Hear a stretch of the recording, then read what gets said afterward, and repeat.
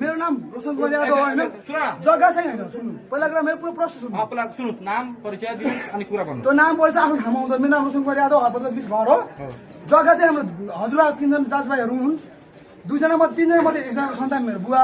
अब दुईजना हजुरबाहरू खसेर त्यसको माइलो भाइको नाममा दर्ता गर्नु छ भनेर अहिले चाहिँ सूचना कुन आधारमा काट्नुपर्छ मेरो बाबुले त हजार खान आइरहेको छैन उहाँकै भाइको नाममा जग्गा गइरहेको छ नि त त्यसको लागि सूचना काट्नु कुनै कारणै छैन मृत्यु दर्ता छ वाडाबाट प्रमाणित छ नगरपालिकाले प्रमाणित गर्छ किन काट्यो होला के लाग्छ त्यही त नि के अरे यो के भन्छ त्यसलाई त्यो दरालहरू आउने भएन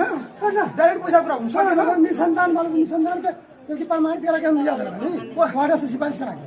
वो लोग के बाले बच्चे नहीं कागज पत्र सब टच को कति नाम अपने के बोला ना उतर 20 नंबर है अपने का तो सब कुछ डॉक्यूमेंट पूरा था डॉक्यूमेंट हमारे पास है तो कदी कहता कभी से सिफारिश बना 35 दिन में हम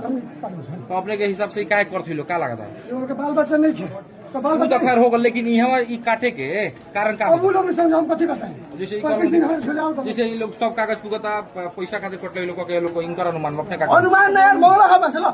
हां बा हम सब चलो नहीं सब खिंचा जाते नहीं प्रमाण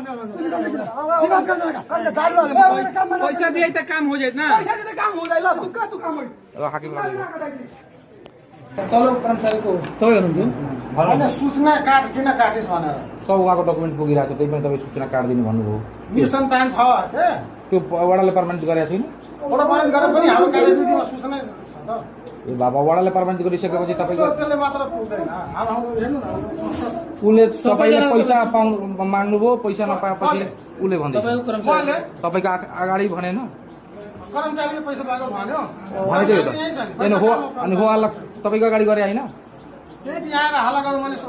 सूचना नकाट्नु भन्छ के अनि सूचना काट्ने तपाईको अधिकार हो तर प्रमाण पनि छ नि सब मृत्यु दर्ता के निशान सूचना कसरी सबै प्रमाण पुगेपछि त लास्टमा सूचना काट्नुहुन्छ तर